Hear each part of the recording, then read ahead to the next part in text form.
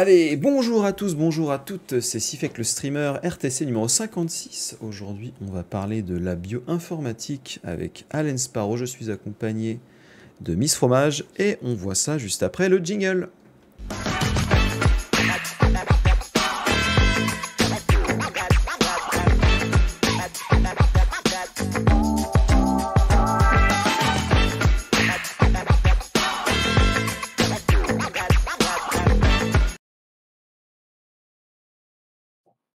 Et oui, bonsoir à tous, bonsoir à toutes, bienvenue. Je suis avec Allen Sparrow et Miss Fromage. J'espère que vous allez bien, messieurs, dames. Et le chat aussi, n'hésitez pas à poser vos questions. C'est bon, je suis accompagné ce soir, donc tout va bien se passer. Déjà, alors, première petite question, histoire de... C'est ma première question. C'est quoi la bioinformatique? C'est vraiment... C'est une question absolument jamais posée, donc je pense que... Il faut que je réfléchisse parce que je ne m'attendais pas à ça. Oh, le piège. C'était donc un prank. Exactement. Alors, la bioinformatique. Alors, tu veux la version très simple pour qu'après on puisse développer avec des Ouais, questions je pense. Quelque chose... En fait, à chaque fois qu'on pose des questions, pour moi, le but, c'est de synthétiser, de répondre uniquement à ce sujet-là, parce que je pense que c'est tellement vaste que tu pourrais mettre 10-15 minutes par question. Oui, c'est pour ça que j'étais en train de réfléchir à ma réponse. Je me suis dit, ça va prendre 3 quarts d'heure. Ok. Vas-y, je te laisse. Alors, pour faire très très bref, la bioinformatique, c'est de la recherche. C'est un genre de... Ouais, c'est de la recherche en biologie, en fait, mais avec une vraie connaissance en informatique. Que ce soit pour des problématiques de management de données, donc sont quand même des problématiques plus proches de l'informatique, jusqu'à des méthodes d'analyse de l'ADN, par exemple, qui, elles, nécessitent des grosses compétences en informatique et en biologie. Donc, en fait, c'est un très large spectre. Je pense que ce qu'il faut retenir, c'est que c'est un très large spectre de métiers, au final, mais qui nécessitent des connaissances en informatique et en biologie. Et ça a même plus tendance, et ça on va en reparler, à faire le pont entre ces deux disciplines qui, en fait, sont... La biologie a vraiment besoin de l'informatique. Et donc, on a vraiment besoin de gens compétents dans ces deux domaines, et pas juste des biologistes qui font un peu d'informatique, ou inversement, un informaticien qui vient aider dans un laboratoire de recherche, alors qu'il ne s'y connaît pas du tout en biologie.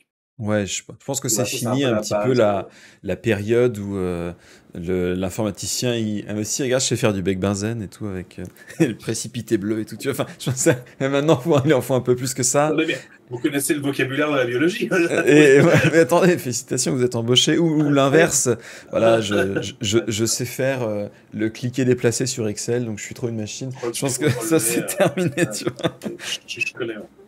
Donc, non, tu vois ce que je veux dire, c'est que aujourd'hui, tu as répondu à la question en disant c'est un peu la synthèse des deux, mais je pense surtout qu'aujourd'hui, au-delà d'être la synthèse des deux, un informaticien qui veut travailler dans la santé ou un chimiste qui veut travailler dans la chimie, l'informatique, c'est indispensable comme outil. Et là où toi, ton travail va plus loin, c'est que c'est pas que l'utilisation de l'outil. C'est vraiment...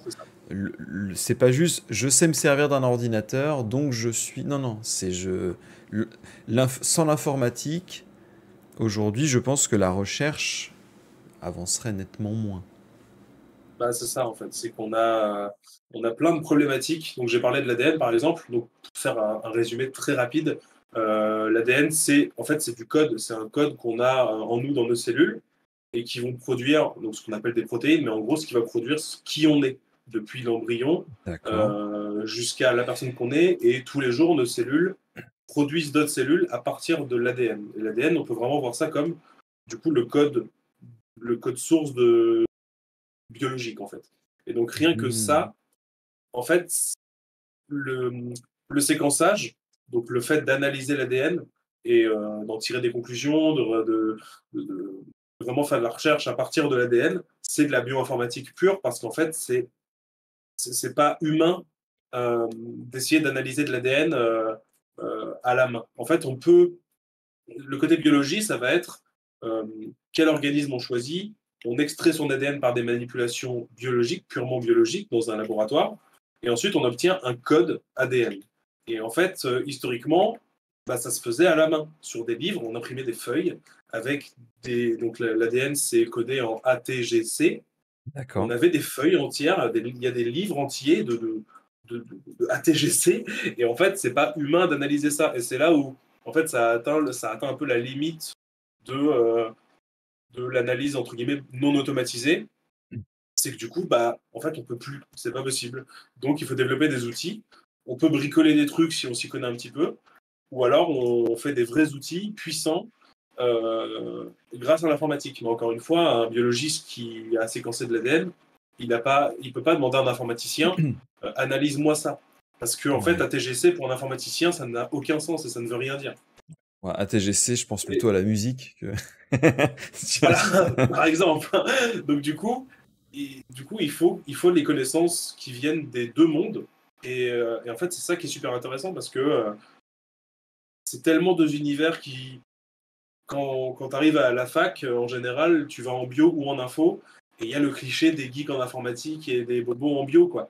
Et c'est vraiment deux univers hyper séparés, alors que en recherche, bah, en fait, c'est une évidence qu'on a besoin des deux. On a besoin du background des deux côtés. Après, historiquement, ça s'est fait par contre à l'arrache. Historiquement, c'est vraiment des geeks en biologie qui s'amusaient avec les ordinateurs. Ou ah ouais. inversement, des informatiques. Oui, oui, historiquement, moi, mon premier stage que j'ai fait, euh, je crois que mon maître de stage, à l'époque, il avait fini par faire un master informatique pur, parce qu'il avait déjà un master en biologie, mais qui touchait un peu aux ordi, quoi. Mais il a fait un D'accord. master informatique, parce qu'à l'époque, la bioinfo, ça n'existait pas. En fait, la bioinfo, ça, le nom, il a peut-être une dizaine d'années. Maintenant, Mais peut-être un peu plus, parce que je, ça fait 5 ans que je dis ça. Mais mais ça... je pense qu'aujourd'hui, on va avoir une espèce de recrudescence rapidos, hein, du mot informatique qui va se coller à plein de métiers parce que euh, on a atteint, alors je sais pas si c'est peut-être erroné ce que je vais dire, mais j'ai l'impression qu'on a atteint une espèce de palier de verre sur ce que l'homme peut faire par lui-même.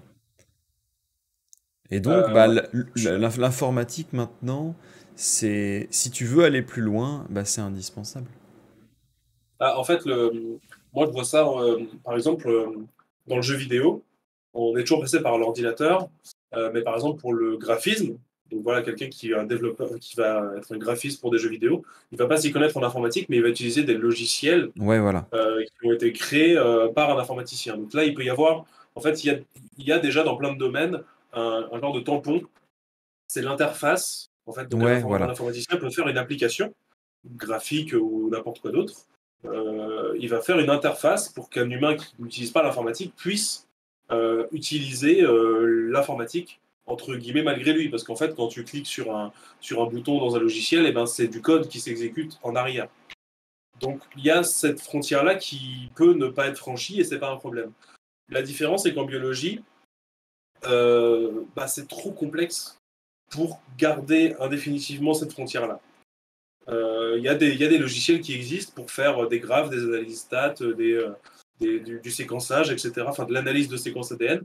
Il y a des logiciels qui existent en clic-bouton que n'importe qui peut utiliser, mais ça a sa limite parce que c'est la complexité de la biologie qui fait que si tu n'as pas conscience de ce qu'il y a derrière, ça a très vite aucun sens. Parce que la recherche, c'est un endroit où vraiment c'est pas une usine où on produit quelque chose en masse. La recherche, c'est vraiment explorer, c'est aller plus loin, c'est découvrir des nouvelles choses.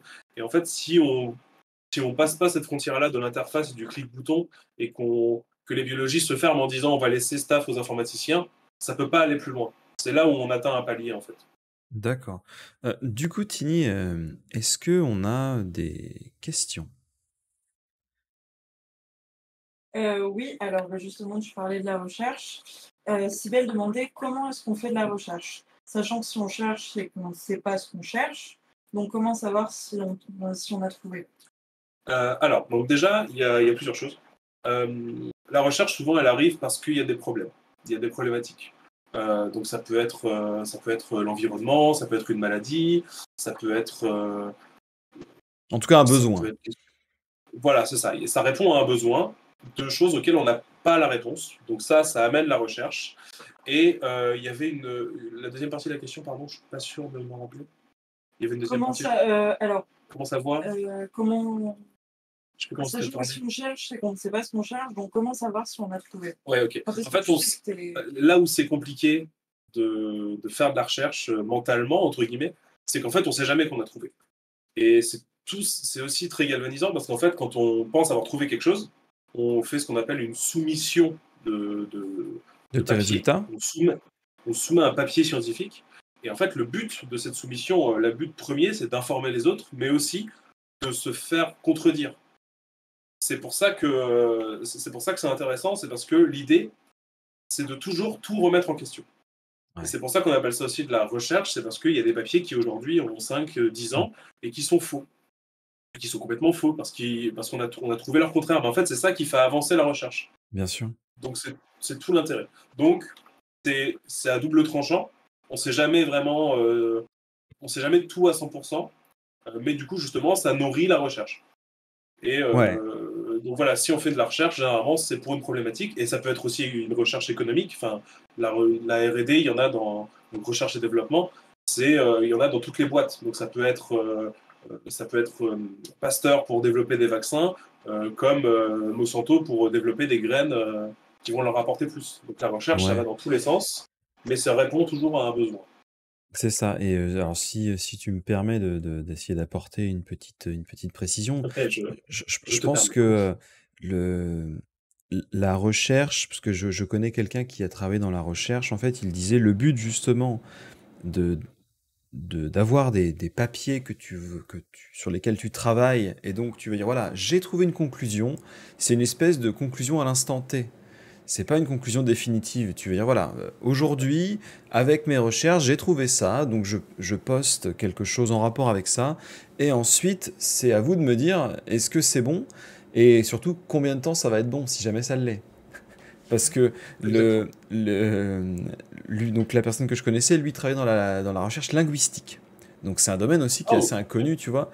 Et donc il disait, ouais, bah, c'est moi chouette. j'ai trouvé quelque chose, et donc, ça va être à tous les autres de montrer les limites de ce que j'avance pour que moi je recherche, mais que eux, peut-être que ça pourra leur donner des idées de recherche. Peut-être que, attends, avec le modèle que moi je suis en train de développer ou que je suis en train de réfléchir, en train de créer, eh bien là, je me rends compte finalement qu'avec ces conclusions à lui, bah, ça me permet d'avancer sur mon côté aussi, tu vois. Mhm. Et c'est là où C'est ça. c'est intéressant et un petit peu le côté, tu vois, je reprends un mot du chat qui dit que c'est à double tranchant. On connaît, donc, enfin, on cherche dessus, donc on a l'impression de connaître, mais finalement, il n'y a que les chercheurs qui connaissent, quoi. C'est-à-dire, nous, on a l'impression, en tant que novice ou en tant que gens externes, putain, mais les gens, ils sont payés à rien foutre, tu vois. Alors qu'en fait, c'est juste que nous, on va pas voir les papiers, on va pas voir les C'est ça. sites où sont postés les différentes analyses, les différentes recherches. Nous, on est là, on veut juste que ce soit annoncé sur le JT de Et prouver TF1 et enfin. point. Mais on C'est ça. pourrait, Mais on pourrait aller chercher par nous-mêmes. oui, parce que c'est public. Et là où c'est assez intéressant et je trouve que c'est très beau, c'est qu'en fait, ça rejoint donc la communauté scientifique, la publication des papiers, le fait de se contredire, etc. J'ai pas arrêté de dire que l'informatique et la biologie, c'était des milieux très, comment dire, dissociés, hermétiques, alors qu'en fait, bah, l'open source, c'est totalement cette logique-là, en fait. C'est le partage, c'est je poste un truc gratuitement, ouvert à tout le monde, utilisez-le, et si ça marche pas, dites-le moi. Et Ouais, bien du coup, sûr. en fait, moi, enfin, c'est pour ça que je trouve ça super intéressant d'aborder la biologie depuis cette vision informatique. C'est parce que moi, quand on m'a parlé de la recherche, quand on m'a parlé de la publication de papier, ben, je voyais l'open source. Et je vois vraiment ce côté partage et ce côté ouvert, et on veut aller ensemble dans un certain sens. Et la communauté scientifique, c'est clairement ce que ça fait, quoi. Mm. Et donc au final, dans la philosophie, l'informatique a beaucoup de trucs en commun avec la recherche en biologie. D'accord. Du Tu peux coup, peut-être parler, Tini, ouais, pardon, c'est ce que j'allais te dire. oui, Est-ce je me qu'on a des permets. questions? Tu peux peut-être parler à propos de la recherche, de ce que tu faisais au CIRAD Oui, l'année oui, tout à dernière? fait. Alors oui, en fait, donc Tu peux me dire un peu plus là, sur ce que tu as fait? je suis en master 2 de bioinformatique, du coup, à la Ouais. faculté de Montpellier. Et l'année dernière, donc, pendant ma première année, j'ai fait un stage de 5 mois au CIRAD, donc, qui est un institut de recherche public. Et en fait, mon sujet était sur le palmier à huile. Donc c'est le petit sujet. En fait, s'il y a un besoin d'autant de recherche et de financement et qu'on entend aussi beaucoup parler de palmier à huile et qu'il y en a autant de produits, c'est parce que ça nourrit en fait en grande partie, et ça, moi j'ai l'impression que peu de gens le savent, ou en tout cas je l'ai rarement entendu, ça nourrit beaucoup plus le tiers-monde que l'Europe en fait. C'est les plus gros consommateurs d'huile de palme, c'est l'Asie et l'Inde. Et donc, en fait, c'est un peu une idée reçue de se dire qu'on tue des singes pour faire du Nutella, quoi. C'est le truc que tout le monde se dit. Mais moi, j'ai appris ça alors que j'étais dans l'équipe de recherche, hein. C'était pas un truc Ouais, que voilà. moi, je Ça, savais même. Voilà, ça, c'était vraiment une idée reçue que j'avais même moi en y allant, je ne savais pas trop, quoi. Et même moi, dans ma tête, me dire il y a de la recherche un- sur le palmier à huile dans le public, ça me paraissait étrange. Et en fait, le projet de mon équipe, c'était de rendre public un génome de palmier à huile ancestral, donc qui n'existe pas. Un génome, c'est l'ensemble des gènes, c'est des gènes, l'ADN. ouais. C'est ce que je disais de l'ADN, c'est l'ensemble de tous les gènes et de toutes les fonctions, du coup. Par l'analyse du génome, on sait quelles fonctions et qu'est-ce qu'un organisme va pouvoir produire et qu'est-ce qu'il fait, comment il résiste à certaines maladies, etc. Et en fait, on a tellement cultivé le palmier à huile depuis des générations, On a on a fait des perdu ça. croisements de plantes. Et exactement, il y a des génomes, vraiment des espèces de palmiers en fait, qui ont disparu de la surface de la Terre. Sauf qu'en fait, à l'époque où on a fait ces sélections et ces palmiers ont disparu, peut-être qu'on est passé à côté de certaines fonctions, certaines résistances à certaines maladies qui n'existaient pas à l'époque. Et D'accord. donc, tout l'intérêt de récupérer ce génome, il y a déjà la connaissance, parce que la recherche aussi, c'est parfois, ça peut juste aller dans le sens de on veut stocker, on veut savoir quel organisme a existé. C'est pour ça qu'on fait de l'archéologie, entre autres. C'est aussi juste pour la mémoire du truc, quoi. Dire D'accord. ça a existé, on veut le stocker quelque part pour le savoir.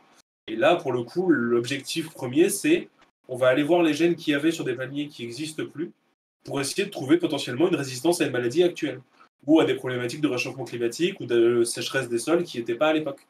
Et en fait, moi, ma recherche, la recherche dans mon équipe, en fait, en général, va dans le sens de cultiver mieux le palmier, résister à certaines maladies pour arrêter enfin, pour réduire et pour arrêter la déforestation parce qu'en fait le palmier à huile, ce qu'il faut savoir, c'est que c'est une plante qui est pérenne. Donc en fait, une fois que tu la plantes, tu as la même plante au même endroit pendant 30 ans. Alors que par exemple le soja, c'est une plante où tous les ans tu dois labourer un champ, donc tu défonces D'accord. toute Il a la replanté biodiversité derrière. et tu replantes derrière. Donc la comparaison n'est pas juste parce que le soja on l'utilise pour d'autres choses, etc. Mais c'est une plante pérenne, donc ça vaut le coup de faire de la recherche pour essayer de la cultiver mieux. Et donc moi, ce que j'ai fait dans ce labo-là, c'est choisir, enfin, piocher dans les outils existants de traitement des données génomiques, donc les séquences ADN. C'est regarder tout ce qui existe dans la littérature pour traiter les données et pouvoir, avec les espèces qu'on a actuellement, remonter au génome de ce palmier qui a disparu. C'est pas officiel Comment avec tu sur fais? expliquer, donc si c'est pas clair, voilà. Comment tu fais? Alors, en fait, c'est parce que le palmier, c'est un peu. En fait, le palmier, un individu de palmier va avoir une partie de son génome qui vient de sa mère et une partie du génome qui vient de son père. Ok. Et du coup, c'est ce qu'on appelle le croisement. Il y a des croisements génomiques. Et donc, l'idée, c'est qu'avec un certain nombre d'individus actuels, tu identifies quelle partie du génome était chez le père et chez la mère. Et avec justement, en utilisant un pipeline d'outils bioinfo qui ont été développés D'accord, par des ouais. bioinfos, c'est essayer d'identifier ces zones et remonter à l'origine des parents. Ça t'a C'est pris combien de vraiment. temps, cette recherche-là? Ah, mais moi, je ne l'ai pas fini du tout. Parce que, en fait, le D'accord, ouais, problème, parce que c'est que ça a c'était l'air d'être dantesque comme truc. Voilà. Moi, c'était. En plus, il y a différents niveaux de ça. C'est qu'il y a. En gros, il y avait 3 générations de palmiers qu'il nous fallait remonter. Et du coup, moi, je faisais juste une première recherche un peu basique pour commencer le truc. Et c'est là où on arrive au problème de la France, et je pense d'autres pays aussi, mais en France, il n'y a pas beaucoup d'argent. Et du coup, bah, c'est les stagiaires. Il y a beaucoup de stagiaires qui font tourner. Il y a beaucoup plus de stagiaires que de titulaires, etc. Donc, moi, j'étais juste là pour entamer un premier travail qui va durer sur des années avec un chef de projet évidemment et quand même quelques titulaires. Mais moi, j'ai pas du tout abouti, quoi. Et un stage, ça a rarement le but. C'est Ouais, plutôt, je vais faire un premier pas avec un petit rapport pour lancer le projet. Moi, au passage, je vais me former. et ça va servir le projet dans sa globalité, mais moi, j'étais très loin d'une conclusion quelconque, quoi. D'accord, ouais, donc c'est ça en fait, c'est que les recherches que toi tu as commencé à aborder vont servir à d'autres personnes. Tes Voilà. conclusions vont peut-être aider d'autres à avancer dans leur projet. Mais ce que je me demande, c'est que euh, ça, c'est dans le meilleur des mondes, mais est-ce qu'il n'y a pas aussi le risque de on n'est pas au courant que tes conclusions existent et finalement il y a des gens partout dans le monde qui font les mêmes recherches, quoi. Et ben, en fait, l'intérêt, c'est justement, ça s'appelle de la veille bibliographique, ça a un nom, c'est regarder ce qui se passe ailleurs. Mais est-ce que ça se fait? Enfin, Euh, parce que je connais la oui. veille, mais est-ce que les gens, dans la pratique, ils ont vraiment le temps d'analyser En ces fait, données? alors, moi, en étant en stage de master première année, c'était pas mon taf. D'accord. Mais Ah, il y a par exemple, en quelqu'un dans stage de l'équipe F2, qui est... bah là, pour le coup, c'était mon responsable qui, en fait, a dit, on va lancer, parce que lui, en fait, est vraiment là-dessus, quasi temps plein, et du coup, il est au courant de tout ce qui se passe. Il est au courant toujours des papiers, il est déjà au courant parce que c'est vraiment son travail à lui depuis des années. Mais par exemple, en tant que stagiaire de deuxième année, bah, tu as une première partie où c'est justement cette veille bibliographique, c'est on en est où, pour être sûr de ne pas répéter du taf. Il faut toujours être sûr et certain que ce que tu fais, justement, c'est pas dans le vide. Tu peux recommencer un travail en ayant un angle différent, par exemple, mais il faut être conscient quand même de ce qu'il y a à côté. Et donc, ça, dans la pratique, c'est vraiment beaucoup de temps. Et dans l'autre sens, donc ça, c'est le côté rentrer dans le stage, dans le sujet, mais il y a aussi peut-être 25%, si je ne sais pas 50% du travail, c'est retranscrire ce que tu as fait. C'est-à-dire que moi, donc, plus particulièrement, à cette époque-là, il fallait que, à chaque fois que j'aille voir un outil, que je le choisisse ou pas, que j'écrive dans mon rapport ce que j'ai fait en fait. Et c'est ce rapport, donc c'est cette communication vers l'extérieur qui est super importante parce que il faut pas que ce soit perdu. Donc ça va dans les deux sens. Quand tu rentres, tu t'inspires de ce qui s'est fait, mais tu laisses une trace toujours de ce que tu as fait. Après, un rapport de stage, c'est pas publié dans la presse. Par contre, mon travail, peut-être qu'un jour mon nom va finir dans le papier de mon responsable parce qu'il aura servi à la construction entière d'un papier scientifique. Et D'accord. là, c'est quelque chose qui va être public, etc. Et J'ai c'est pas au niveau du stagiaire, mais j'ai une petite question pour toi. Euh, tu dis de manière assez habile, je vois le poids des mots, que effectivement le but c'est de ne pas retravailler sur les mêmes sujets. Du coup, est-ce que tu fais ta publication en français ou en anglais? anglais. D'accord. Il y Parce que a, il je, y me- a vraiment beaucoup, beaucoup, beaucoup d'anglais. Parce que je me suis demandé ça, je me suis dit, d'accord, c'est cool, mais si jamais tu l'as fait en français, ça restreint quand J'ai, même énormément. j'ai- je crois que j'ai pas lu un seul papier. Enfin, j'ai dû en voir passer, mais c'est 90% du temps, c'est de l'anglais. Donc voilà, déjà, ça aussi, ça peut être quelque chose qu'on peut rajouter dans, dans la casque, comment dire, dans l'espèce de fiche technique de ton métier. Il faut s'y connaître en informatique, il faut s'y connaître en biologie, mais pas juste s'y connaître, genre avoir des notions. Il faut avoir vraiment un vrai bagage et en plus, il faut être bilingue. Parce que. Après, pour le coup, ça va. Enfin, je suis désolé, je te coupe, Non, mais vas-y, bah, je t'en prie, hein. ça allait déjà avec dans les deux, en fait. Bien C'est-à-dire que sûr. quand tu fais des vraies études d'informatique et que tu lis des papiers, enfin, tu commences à vraiment t'y faire. Et en plus, quand tu traînes sur Internet, ça, de toute façon, on est sur Twitch, tout le monde le sait, en anglais, il y en a partout.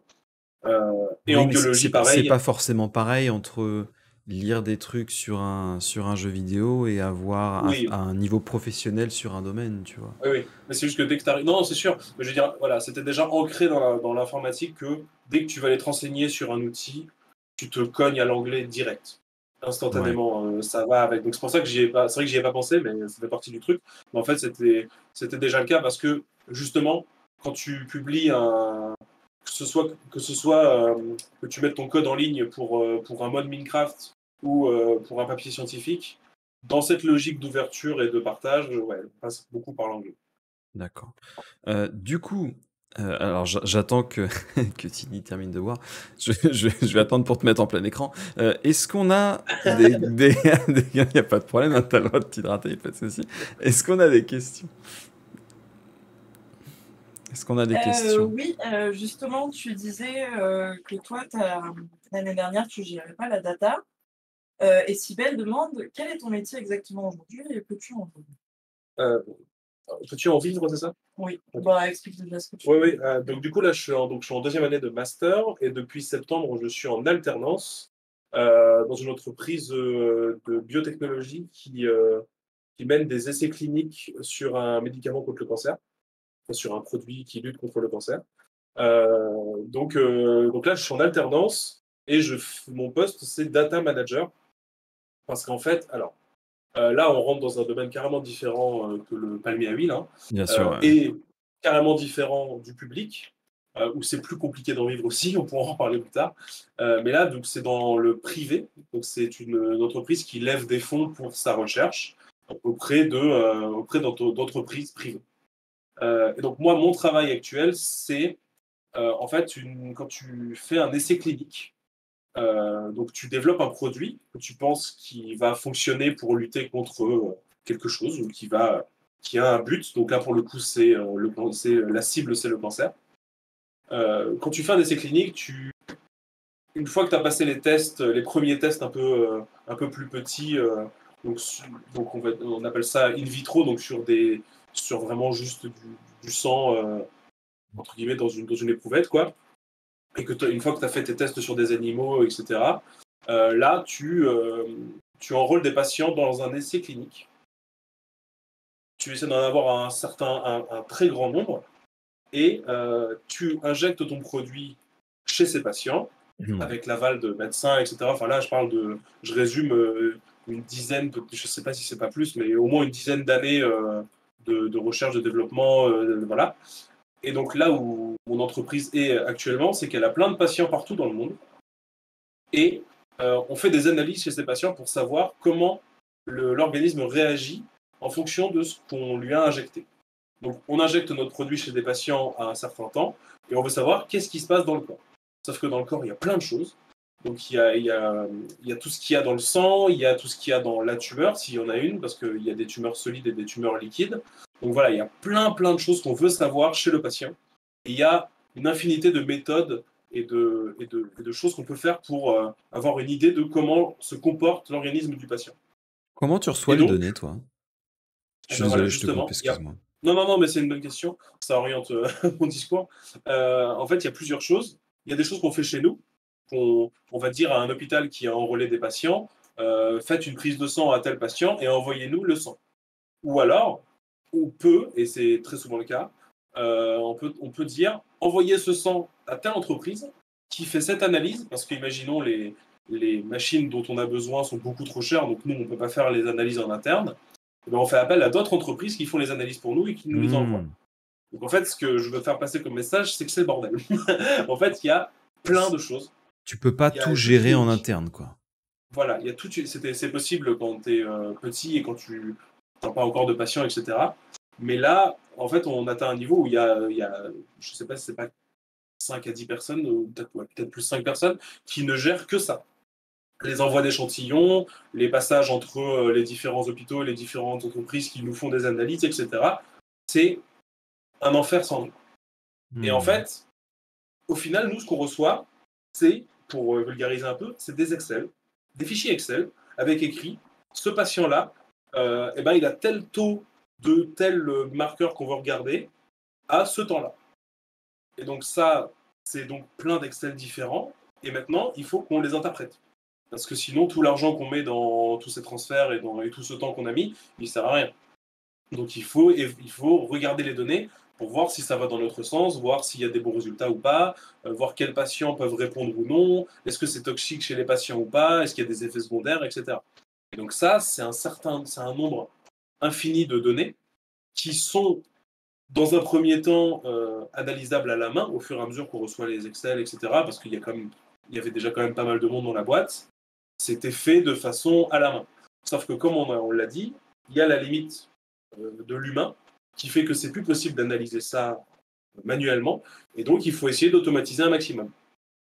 Et en fait, au fur et à mesure, c'est comme ça qu'ils ont mis en place une base de données où il y a tout ce qu'ils reçoivent, qui est mis dans une base de données, et ils ont également développé une petite application en interne pour eux dans la boîte, pour pouvoir regarder ces données de façon un peu plus fluide que sur les Excel, quoi. Donc ils ont mis en place un peu d'informatique comme ça, au départ avec une stagiaire en bioinfo. qui a fait les premières choses, qui a mis les premières choses en place. Sauf que quand je dis qu'on reçoit un Excel différent de chaque pays et de chaque hôpital, il faut bien se rendre compte qu'en fait, c'est des gens qui remplissent ces tableaux, en fait. Les Excel, à la base, c'est une infirmière qui est aux États-Unis ou une infirmière qui est en Bretagne ou une infirmière qui est au Royaume-Uni et qui va remplir ces trucs-là. Et donc, en fait, quand nous, on essaie d'automatiser tout un maximum le plus possible, eh ben, on se rend compte que c'est beaucoup plus compliqué que ça parce que il y a des humains derrière et donc c'est le bordel. Donc la gestion de données, ce qu'on appelle l'harmonisation même plus précisément, déjà rien que ça, c'est une grosse partie du taf parce que potentiellement tu peux avoir une énorme masse de données mais impossible à analyser parce que elle n'est pas harmonisée, elle n'est pas crédible, enfin on peut pas du tout l'utiliser quoi. Donc, mon Alors, taf entre autres c'est ça. tu parles du côté humain. Ça t'arrive d'avoir des gens au téléphone ou par mail Non, moi pas Non, directement. parce que je me dis, Mais il y a quand même un espèce de secret médical, tu vois. On te donne des données où tu vas peut-être pas avoir directement le nom de la personne en clair, tu vois. Ça non, doit moi, être le patient XB29. ouais, en fait, c'est des données cliniques, donc c'est très sensible comme données, Bien sûr. mais c'est anonymisé. Moi, j'ai jamais accès à des noms ou des prénoms. Euh, donc il y a mais par contre, j'ai un ordinateur de mon taf où j'ai accès aux données que par un certain VPN si je suis en télétravail, etc. Donc c'est vraiment c'est très Ouais. bien protégé. Et en fait, tout ça, justement, ça a été mis en place en amont quand tu mets en place un essai clinique qui implique des gens. En fait, tu mets tout ça en place, un très grand nombre de procédures pour s'assurer de la sécurité des données. Mais moi, personnellement, j'ai personne au téléphone. Par contre, on communique avec les centres qui nous envoient des résultats. Et D'accord, même ouais. dans mon bureau, j'ai des gens qui communiquent avec les autres. Et parfois, en fait, tu sais qu'il y a toujours des problèmes dans une boîte de communication, d'envoi, de réception, de communication générale. Et en fait, c'est un casse-tête, quoi. C'est un casse-tête, c'est impressionnant. J'en profite juste pour te Vas-y, quitter je t'en prie. pour faire le lien avec une question qu'il y a dans le chat. C'est Kenosha qui demande quels sont les points positifs et négatifs du privé et du public. Sachant que du coup, avant au CIRAD, tu étais dans le public. Ouais. Et là, tu es dans le privé et qu'il y a aussi cette question des données qui sont très privées, notamment aussi parce que tu travailles dans le privé et du coup, tu as des concurrents et tout, c'est pas comme dans le public. Ok. Déjà, bonsoir, Kenosha, et j'ai vu qu'il y avait Rémi aussi, je crois. Bonsoir à tous. Alors, le côté privé et public, c'est vraiment juste les budgets ne sont pas gérés pareil. Donc, par exemple, le CIRAD, c'est une entreprise, c'est une entreprise publique financée par l'État. Donc, en fait, quand tu vas bosser dans un labo public, tes fonds et certaines décisions vont dépendre de la politique de ton pays et de certains choix, du budget qu'on alloue à la recherche. Après, il y a une nuance à ça, c'est qu'il y a des projets qui sont en partie financés par des entreprises privées. Mais en vrai, la différence en soi quand tu travailles, en vrai ne change pas. En théorie, tu as un projet, tu le mènes à bien. Moi, à mon niveau, ça ne va pas me changer grand-chose. Mais la réalité, et en particulier en France, et ça, on s'en rend compte dans le contexte, c'est qu'en fait, en France, la recherche est très mal mise en avant. C'est pour ça qu'il y a aussi beaucoup d'enseignants-chercheurs, parce qu'on entend très souvent ça à la fac, c'est des gens qui sont... Parfois, il y a des profs qui sont passionnés par l'enseignement, évidemment, hein, mais il y a beaucoup d'enseignants-chercheurs qui veulent faire de la recherche, mais en France, dans le public, si tu veux gagner de l'argent, tu es obligé de donner des cours. Ça, on entre sur encore un autre problème, mais voilà, la réalité, c'est que du coup, quand tu bosses dans le privé en général, tu te rends compte qu'il y a plus de moyens parce que c'est des financements qui sont plus réalistes à l'échelle d'une entreprise. Et quand je parle des stagiaires, c'est une réalité dans les bureaux de l'IRD, du CIRAD, etc. Il y a vraiment beaucoup, beaucoup de stagiaires. Et en vrai, un stagiaire, il s'est payé un demi-SMIC s'il a un contrat de plus de 2 mois. Bien sûr. Je me rappelle, j'étais comme ça aussi. Voilà, c'est ça. On y est tous passés. Après, moi, je ne suis pas contre le fait d'y être passé. Ah bah non, non plus, c'est formateur. Hein. Oui. Et puis, il y a aussi le côté, j'en profite pendant que tu bois de l'eau, quand t'es stagiaire, t'es un petit peu protégé aussi, quoi. C'est-à-dire, oui, tu gagnes moins, mais si tu as une bourde, t'es complètement couvert, quoi. C'est pas de ta faute, tu vois. C'est sûr que t'as pas... Oui, Donc, du coup, ça justifie aussi, quoi. c'est cool d'y passer par là, c'est intéressant, ça me fait plaisir. Tu as expliqué les investisseurs pour le privé? Alors du coup, oui, parce que en fait, quand tu es une entreprise privée, tu vas chercher à obtenir des fonds. Et donc, il y a plusieurs cas. Par exemple, il y a l'Institut Pasteur, qui est privé, mais il me semble, alors peut-être que là je dis des bêtises, mais moi de mémoire, l'Institut Pasteur, c'est que c'est des fonds publics, dans le sens où c'est des dons en fait, ils fonctionnent par donation. Donc ça peut être des grandes boîtes qui vont leur donner de l'argent, ça peut C'est être genre Twitch, une quoi. énorme entreprise qui donne de l'argent, par exemple. Mais par contre, les gens qui donnent de l'argent ne sont pas des investisseurs, c'est des donateurs. Donc tu D'accord. es donateur, tu vas juste donner ton argent et tu laisses l'institut le faire. Et d'ailleurs, l'Institut Pasteur, de mémoire, ils veulent pas être publics, ils veulent pas dépendre de l'État. C'est privé. Oui, c'est privé, mais oui, C'est oui, privé, mais c'est c'est des fonds privé, mais c'est des fonds mais c'est des anonymes, fonds quoi. publics. Voilà, c'est des fonds c'est pas forcément anonymes, mais c'est des fonds, c'est des donations. Alors que là Hmm. où, par exemple, mon entreprise fonctionne différemment, c'est qu'elle a des investisseurs et tous les 6 mois, on a une réunion, enfin, pas du tout moi, mais mes responsables ont des réunions avec les investisseurs pour montrer ce qu'on fait avec leur argent. Donc c'est là où il y a plusieurs paliers et c'est là où il y a plusieurs nuances. C'est que parfois, ceux qui donnent l'argent, c'est eux qui ont vraiment la main et qui peuvent décider ou non si on continue les projets.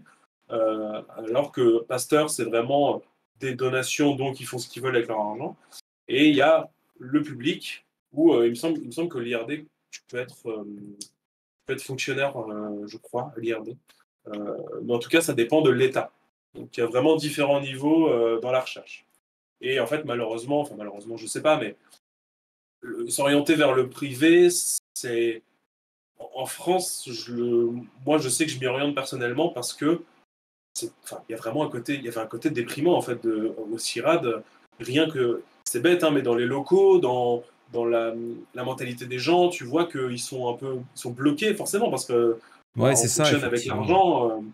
Moi, juste pour avoir des quelques échantillons de palmiers au CIRAD, ça a pris plusieurs années parce que ça coûte cher et que ça prend du temps, etc. Euh, alors que là, je suis dans une boîte où on a un labo qui est collé à nos bureaux, où on peut faire des analyses nous-mêmes, etc. Parce qu'il y a plus de moyens, parce que c'est pas l'État qui nous finance. Hmm.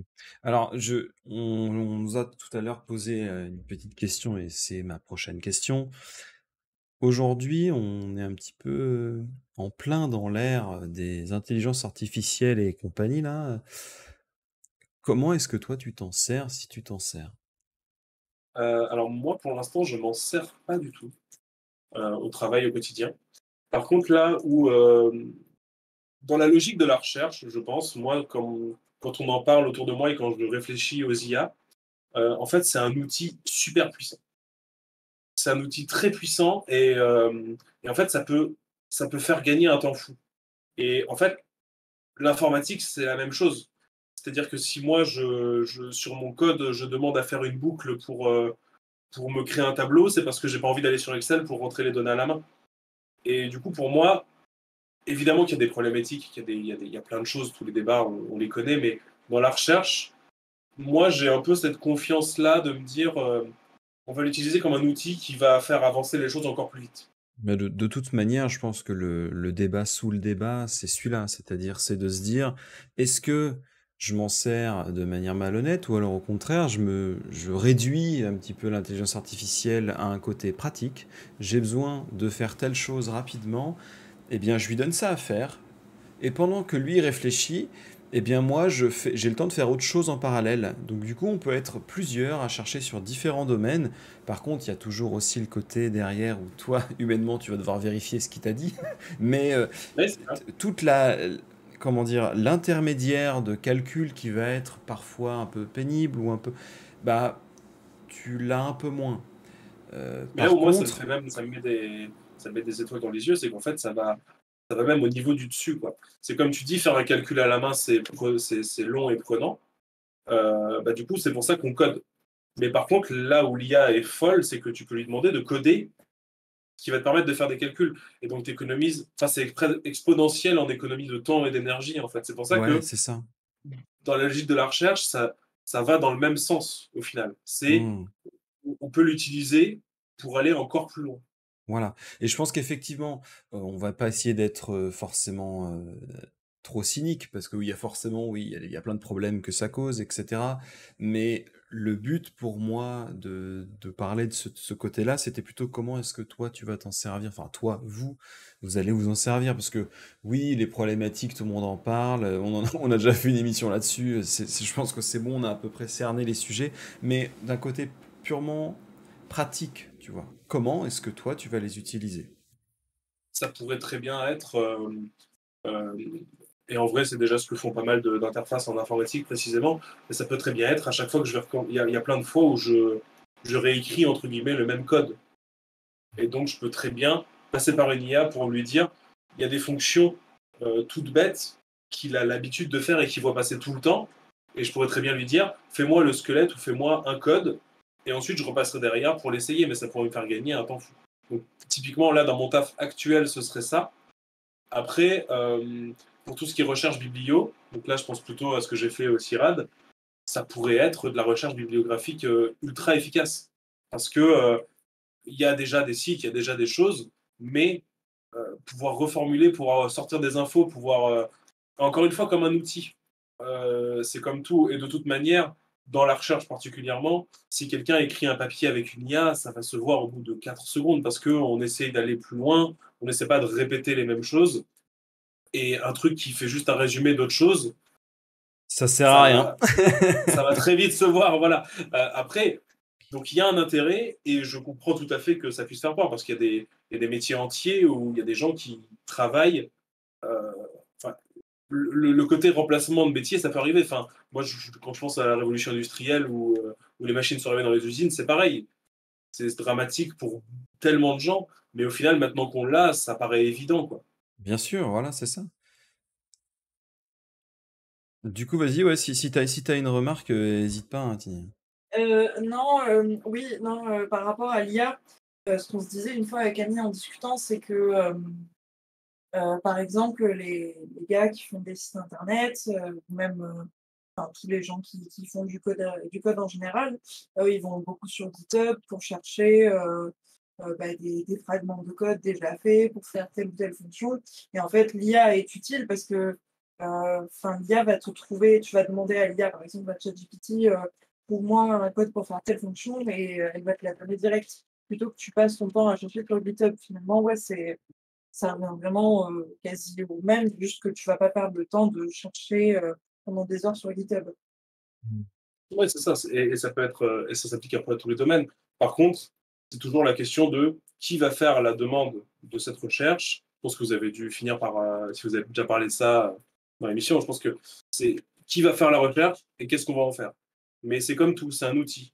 C'est une boîte qu'il faut que c'est une clé de plus dans notre boîte à outils et qu'est-ce qu'on va en faire. Mais en soi, nous, ça fait peur parce que ça atteint des strates qui nous dépassent pour le moment, mais dans la recherche, je pense que ça va être impressionnant. Et Ouais. là où ça rejoint encore plus la bioinfo et la nécessité de la bioinfo, c'est qu'en fait, euh, tu peux demander à une IA, je pense, de faire un code basique pour, comment dire, pour du traitement de données, mais l'IA n'aura pas conscience de ce qu'il y a derrière les données. Moi, dans mon travail, même si je fais beaucoup d'informatique pure, si je ne sais pas que comment dire, que telle variable, c'est des pourcentages ou que c'est Ah des ouais, grammes par d'accord. litre, etc., si moi, je n'ai pas cette conscience-là, si je vois un pourcentage en -4, enfin bref, je peux voir qu'il y a des incohérences parce que j'ai conscience des données qu'il y a derrière. Ouais, d'accord, Et je vois l'IA ce va que pas tu veux pouvoir faire dire. ça. Donc c'est encore plus accurate l'idée de la bioinfo dans le côté on ne peut pas tout remplacer. C'est qu'en fait, une IA ne pourra pas avoir cette conscience-là, quoi. J'aimerais qu'on parle d'un petit sujet, alors ça touche toujours la bioinformatique. Est-ce que ça pourrait être utilisé pour l'évolution des espèces? C'est-à-dire, toi tu parlais tout à l'heure de retrouver une ADN perdue.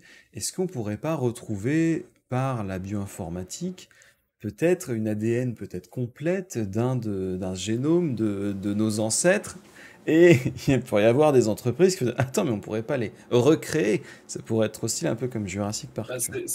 bah, c'est déjà un peu le cas, de toute façon. Moi, je parle du palmier à huile, mais Il y a l'humain le étant ce qu'il mammouth. est, l'humain étant ce qu'il est, on a d'abord essayé de se séquencer nous-mêmes et de regarder ce qu'il y a chez l'homme. Faire de la Et donc, rétro-ingénierie, toc, comme ça. c'est ça. Mais en fait, c'est déjà ce qu'on. En fait, le truc, c'est que moi, ma formation comment dire, me forme à me former. Si là, j'arrive dans une boîte où on fait de la génomique sur les humains, je vais en apprendre plus. Or, là, vu que c'est pas le cas, je m'y connais pas tant que ça. Mais en tout cas, ce que j'ai compris de la génomique et de ce qu'on fait avec la génomique humaine, oui, on regarde ce qui a été fait, on regarde quand on tombe sur des ossements qui sont plus ou moins en bon état, on essaie de comprendre le génome, etc. Après, ce qu'il faut savoir, c'est que le génome humain, il est assez compliqué. C'est un peu la merde. C'est assez complexe. Et donc, euh, c'est le recréer. Je sais pas si je pourrais. Je sais même pas si j'ai un équivalent d'exemple dans la tête.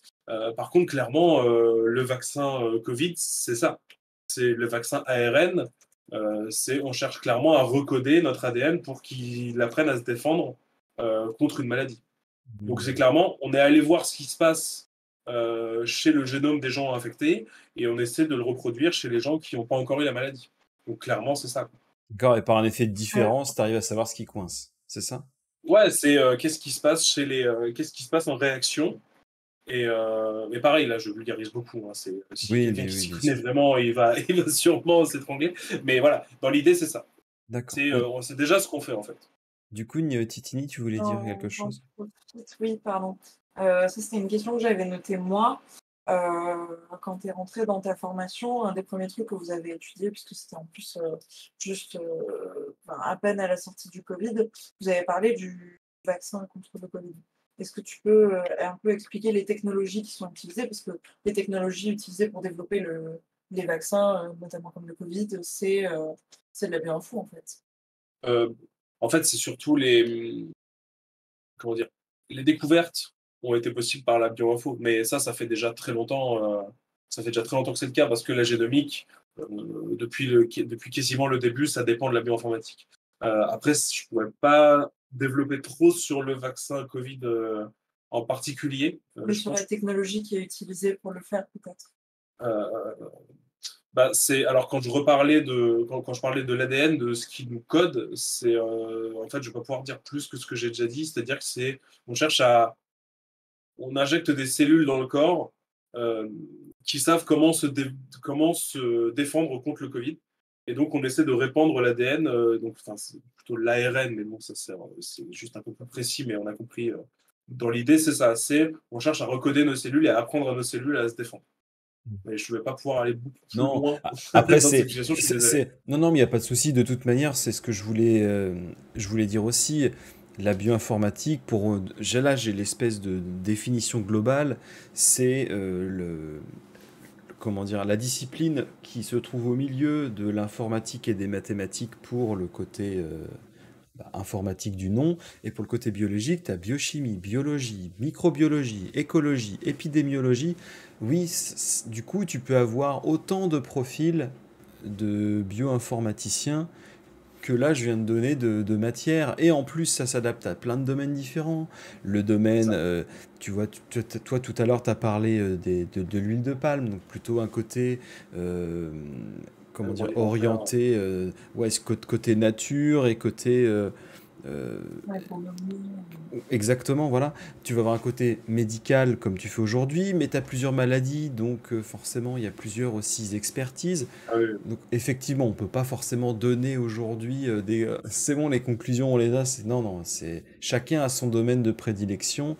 Le ça. tien, aujourd'hui, c'est plutôt sur l'analyse de data management des données contre un seul traitement contre le cancer.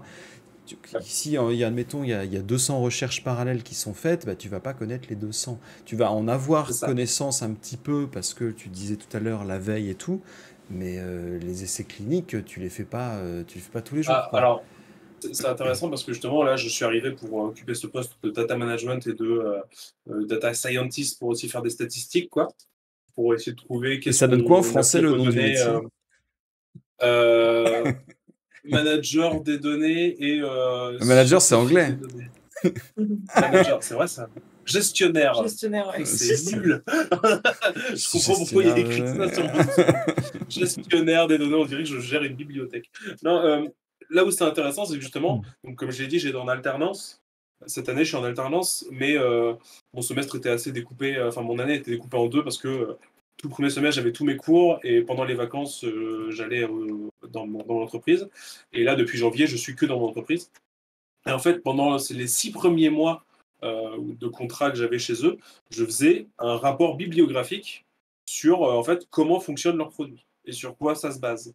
Et du coup, j'ai étudié donc là, plus précisément, c'est de l'immuno-oncologie parce qu'on utilise le À tes système souhaits. on veut utiliser le système immunitaire du corps pour combattre le cancer. Parce que D'accord. en gros, le cancer, c'est des cellules à nous en fait qui se développent en trop et là où l'immunité, ça sert à combattre des corps extérieurs, et ben quand les cellules immunitaires vont arriver sur un cancer, elles détectent certaines choses sur la surface des cellules et elles disent bah non, ça c'est à nous, on passe à autre chose. Et c'est comme ça que le cancer se développe. Et nous, on cherche en fait à bloquer cette reconnaissance-là. Et donc ça, c'est une sous-partie d'une sous-partie Bien de sûr. la lutte contre le cancer. C'est ce Et que tu c'est disais tout aussi à pour l'heure, ça. c'est tellement vaste que Voilà. finalement. Et encore une fois, le truc encore plus tricky, c'est que le cancer, c'est pas une maladie. Bien sûr, Il y ouais, a, ouais. en fait, il y a tellement de cancers différents. Comme je l'ai dit, il y a des tumeurs solides et liquides. Donc, il y a des tumeurs qui sont dans le sang. Tu peux même pas cibler une tumeur. Par contre, du coup, il y a autant de tumeurs solides que d'organes dans le corps. Ça peut être n'importe où. Et donc, l'essai clinique, entre autres, sert à cibler justement sur quel cancer on va le mieux agir. Hmm. Et c'est là où c'est un casse-tête sans nom. Mais donc voilà, j'ai passé 6 mois à me former sur l'immunologie parce que, arrivé dans la boîte, je n'avais quasiment pas fait d'immunologie. Dans mon master, on m'a parlé de plein de choses, on m'a donné les clés pour que je puisse me renseigner et apprendre. Mais du coup, il y a tellement de domaines, et c'est aussi ça, moi, Euh, à titre personnel, qui m'enchante, c'est qu'il y a tellement de domaines où je ne m'y connais pas, mais je peux aller découvrir et travailler n'importe où du pour coup, acquérir des compétences partout. petite précision, parce que dans ton travail, on te laisse des plages horaires pour te former là-dessus? Alors Ou moi, alors parce qu'en plus, je suis ou en alors alternance, tu donc fais ça dans ton temps libre? non, non. Alors moi, plus spécifiquement, je suis en alternance, donc vraiment ce projet bibliographique là, c'était clairement un objectif de mon master et ça faisait partie de mon contrat d'alternance où j'avais du temps pour apprendre. Mais en parallèle de ça, c'était aussi au bon vouloir de ma boîte qui acceptait que je me forme pour que je puisse avoir cette vraie double casquette en fait. Après, ça va dépendre, il y a autant de contrats que d'entreprises. Il y a des boîtes où on va me demander un bagage en immunologie. Et dans ce cas-là, il faut que j'ai été formé ou que je me sois formé en amont. Comme si là, demain, je veux postuler pour de la génomique chez l'humain, je vais devoir leur expliquer que je ne m'y connais pas encore, mais que je peux me former. J'apprends vite. Et Donc ça aussi, dépend des contrats. aussi, je me permets de rajouter que toi, tu as eu de la chance d'être tombé sur une entreprise qui comprenait réellement ton statut d'alternant, tandis que tu avais des collègues dans ta formation qui, eux, devaient travailler, par exemple, leur bibliographie Dans- chez eux, en prenant des jours de congé et tout, alors que l'entreprise de Camille lui a dit, voilà, tu prends du temps sur les horaires de sur travail. les horaires de travail. Parce que justement, j'étais un ami qui est dans une start-up. Donc, la start-up, on rappelle, c'est une personne, tu es directeur de environ 4 trucs. Donc, c'est le bordel. Il y a de l'argent, mais il n'y a pas beaucoup de temps. Et donc, lui, clairement, a dû faire ce projet biblio là en posant des jours de congé. Ah Donc, ouais. moi, c'est pas vrai partout. Et comme dans tous les domaines, il y a des boîtes qui en abusent, etc. Mais parce que lui est quasiment développeur juste informatique, en fait, dans cette boîte. Donc il D'accord. a conscience des derrière, mais il n'avait pas besoin de se spécialiser à ce point-là. Mais voilà, tout est possible, mais il y a plein de domaines, enfin, il y a plein d'entreprises où quand tu vois que les gens sont intéressés et la bio-info, ils y voient un vrai intérêt, etc. En général, ça se passe bien. Après, ça dépend vraiment du type de poste. Il y a des postes, comme je l'ai dit au début, il y a un panel de métiers qui est extrêmement large entre juste développer dans les langages informatiques les plus sombres des trucs hyper optimisés jusqu'à juste utiliser des outils déjà existants au mieux. Donc il y a vraiment un panel de Enfin, ça métiers ça qui est répond très à mes large. questions, c'est parfait. Parce que j'allais te demander, c'est quoi les techniques d'analyse de données les plus courantes? Et en fait, je pense que les plus courantes, c'est déjà d'utiliser ce qui est existant. Tu... Quand Ouais. effectivement tu as un besoin, tu vas créer quelque chose, mais si ça existe déjà, pourquoi C'est ça. s'emmerder, quoi? Typiquement donc au CIRAD, j'ai développé ce qu'on appelle un pipeline d'outils. Donc c'est dire, voilà, je pars de telles données, donc je reçois des morceaux de palmier depuis je sais même plus où c'est, depuis l'Amérique du Sud. Je reçois des bouts de palmier, ils ont été séquencés. Maintenant, en sachant qu'à la fin, on veut essayer de retrouver un génome ancestral, qu'est-ce qu'on fait? Et donc, je ne pars pas de zéro, je ne vais pas inventer la roue, ça n'a aucun sens. Du coup, qu'est-ce qui existe? Qu'est-ce qui se fait déjà? Et donc, il y a cet outil-là qui nous permet de nettoyer, juste nettoyer les séquences. Donc, on va nettoyer, regarder si la qualité est bien, est-ce que ça a été bien séquencé, etc. Ensuite, il y a cet outil-là qui permet avec tous les morceaux d'ADN qu'on a chopés, et ben, de reconstruire, de faire de l'assemblage. Et donc, c'est vraiment, je vais regarder tout ce qui existe en ayant, si j'ai pas une idée de la problématique biologique, ça n'a aucun sens. Donc, en ayant conscience de tout ça, je mets en place un pipeline. Sauf que là où c'est aussi intéressant, c'est parfois entre deux outils, donc tu as toujours cette image des boîtes avec les flèches là, parfois c'est pas compatible. La sortie de mon truc de qualité va peut-être pas être compatible avec l'entrée de mon truc d'assemblage. Et c'est D'accord. là où toi tu interviens, où tu fais des petits rafistolages pour créer ton pipeline en faisant des conversions. Donc voilà, il y a tout un tas de choses à faire qui sont toujours plus ou moins techniques et plus ou moins dans l'informatique. Mais c'est ça qui est intéressant aussi, c'est qu'il y a plein de tafs différents, quoi. Et je me permets du coup de rebondir pardon, sur une question que Sybelle avait posée tout à l'heure. C'est si tu t'occupais plus de l'informatique ou du côté séquençage, mais le fait est que du coup tu fais du séquençage grâce à l'informatique en fait. Ouais, après voilà, c'est ce que je disais, c'est que parfois ça peut être dans une seule mission, d'une semaine à l'autre, te poser des problématiques beaucoup plus théoriques qu'est-ce qu'il faudrait qu'on utilise comme outil par rapport à notre problématique, par rapport à notre organisme, regarder dans la littérature, etc. Comme la semaine d'après, juste essayer de faire marcher un logiciel pendant une semaine. Ou de le faire marcher mieux pour l'optimiser de façon informatique. Donc vraiment, que ce soit dans un taf d'une semaine à l'autre ou d'un taf à l'autre, en fait, il y a tout.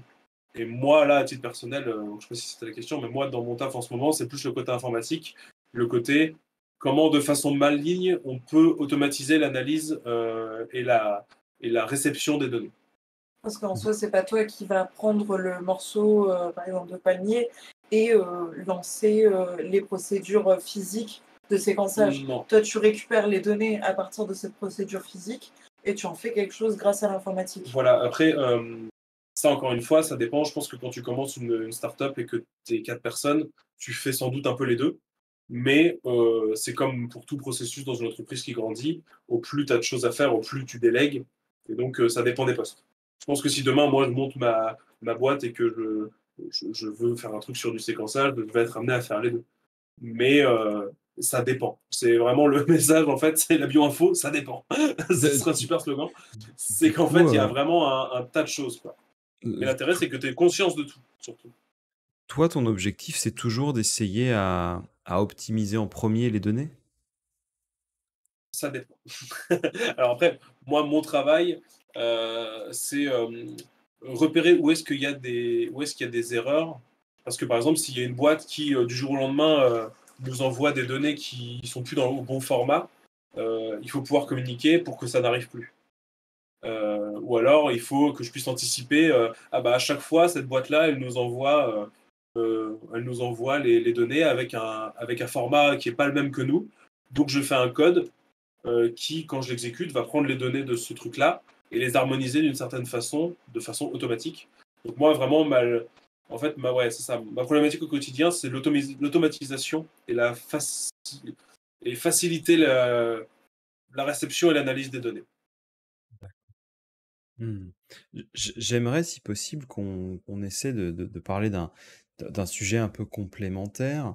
Euh, c'est quoi, selon toi, les gros défis de la bioinformatique aujourd'hui? Alors, histoire de quand même de cadrer un peu forcément, il y en a 50 000, mais dans ton domaine, c'est quoi les défis que tu peux avoir au quotidien. Les défis que moi j'ai au quotidien, Oui. euh, c'est essayer d'avoir mais ça c'est déjà une problématique de développement, mais essayer d'avoir une idée, une stratégie pour rendre les choses plus fluides en fait, pour éviter de perdre du temps sur des choses inutiles.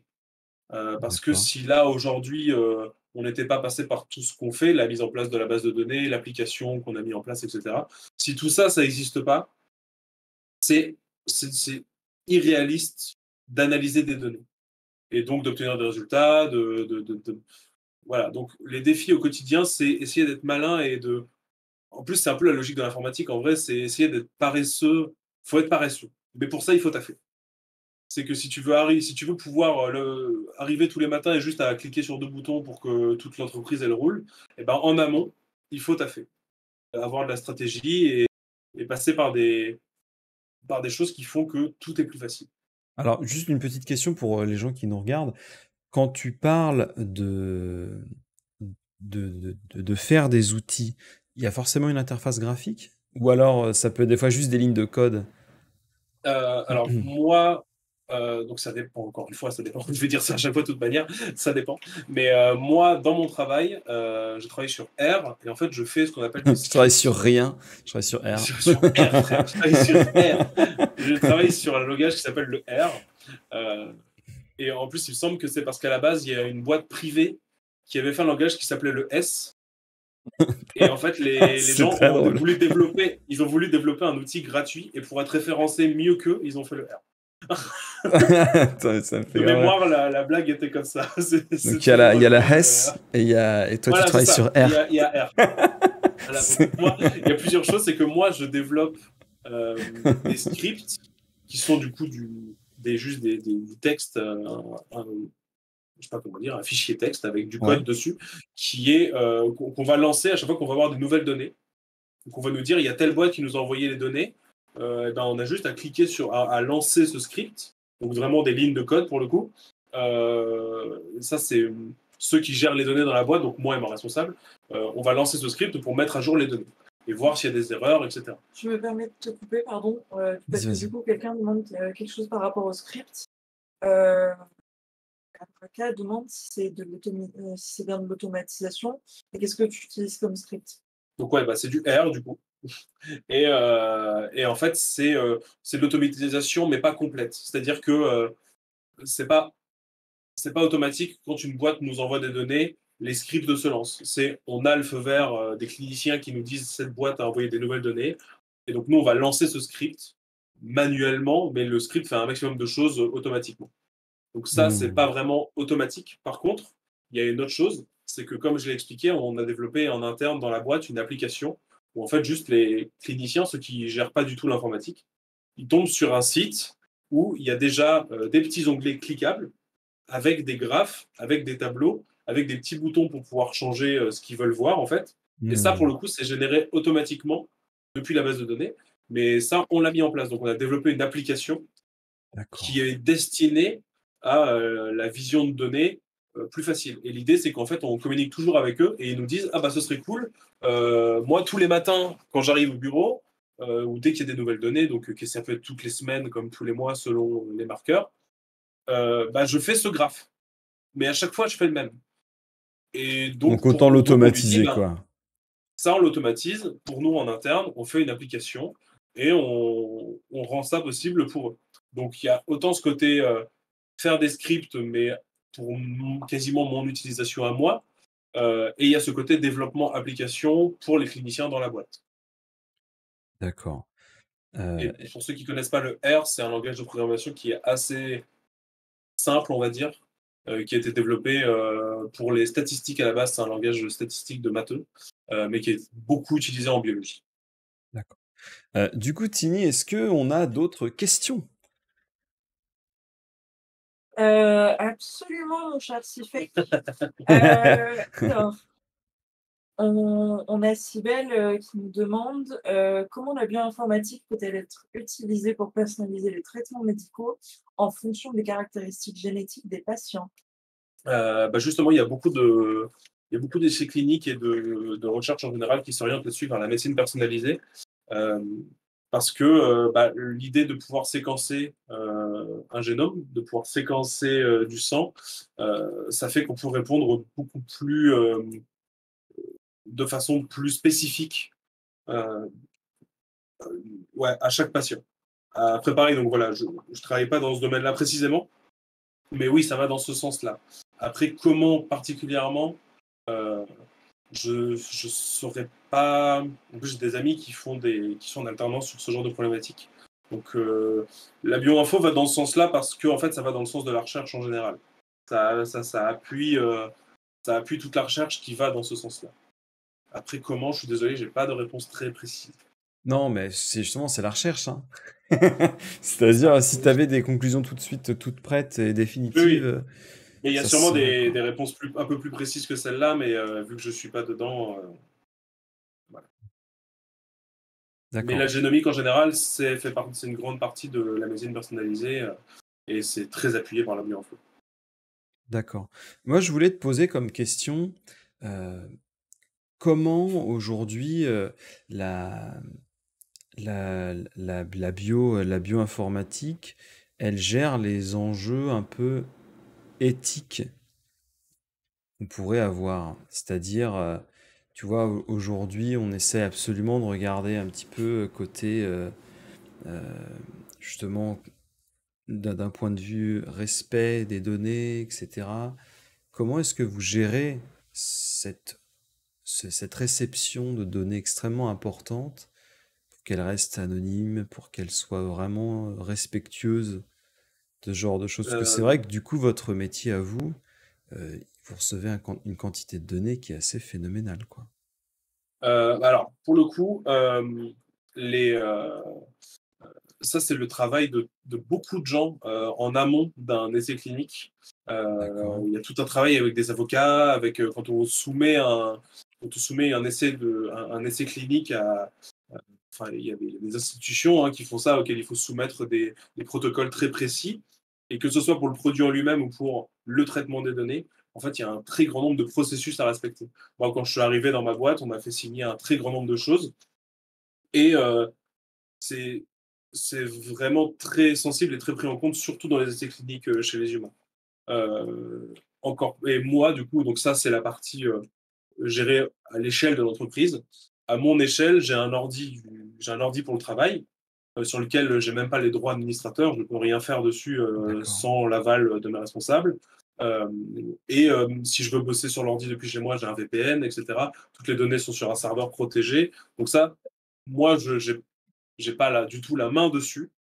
À mon niveau, c'est comme je viens de le décrire, mais en tout cas, c'est pris très au sérieux et les institutions, leur seul travail, c'est de vérifier et d'approuver ou non des protocoles d'essais cliniques.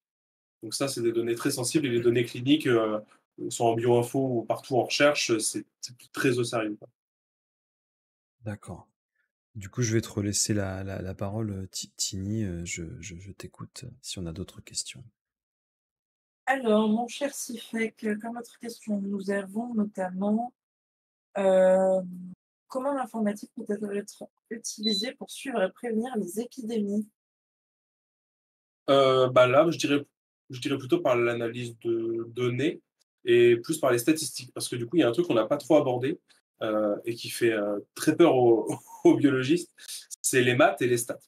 Euh, c'est aussi une grande partie les biostats, donc comme voilà, le nom est tout trouvé.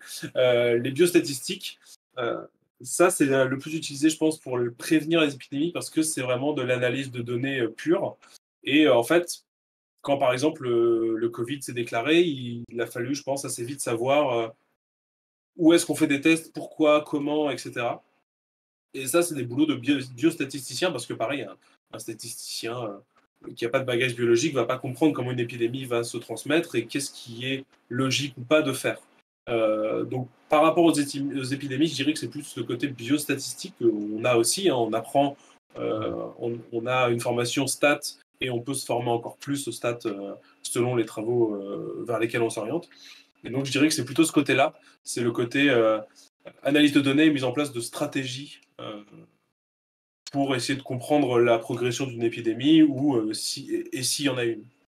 Et d'ailleurs, moi, j'ai eu un module d'épidémiologie qui nous expliquait autant comment comment fonctionnait une maladie, comment elle se passait, et c'est là où on a eu des cours sur le vaccin ARN, et autant sur le côté presque sociaux, où en fait comment on peut avoir l'info, comment on peut se renseigner, quelle stratégie on met en place par rapport à un contexte d'épidémie.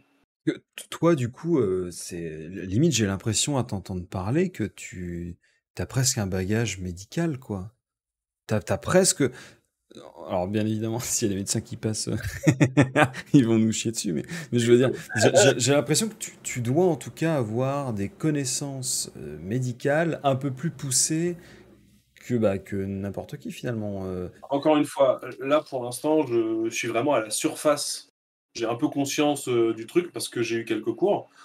Mais si jamais je me mets à bosser plus là-dedans, oui, je vais me spécialiser vraiment. Là, l'immunologie, le truc dont j'ai parlé pour comment on combat le cancer dans le cadre d'une étude, enfin d'un produit d'immuno-oncologie, donc la lutte du cancer par l'immunologie, c'est vraiment un truc très deep avec beaucoup de choses. J'ai vraiment passé 6 mois à faire un long rapport pour essayer de comprendre comment tout fonctionnait. Donc oui, ça, je peux être spécialisé dans un peu tout. C'est ça qui est hyper intéressant avec la bioinfo, c'est que si je veux bosser en écologie ou en médecine, je peux. Donc là, mon bagage, il est un peu large parce que je sors des études et que j'ai 2 expériences très différentes. Mais ça peut être dans n'importe quel domaine, en fait. Et D'accord. puis, c'est là aussi où tu as un profil intéressant, dans le sens où toi, tu t'es formé sur les outils informatiques. Donc, une fois que tu as la base, après, tu t'adaptes vite fait aux outils qui sortent et tout. Mais après, tu as juste à t'adapter finalement au sujet que tu étudies dans la bio. Ça, après, c'est déjà le cas dans la recherche en général. Et donc, à la fac, on nous apprend plus à apprendre que des vraies connaissances brutes. C'est-à-dire que j'ai fait du C++, j'ai fait du Java en cours, à différentes intensités.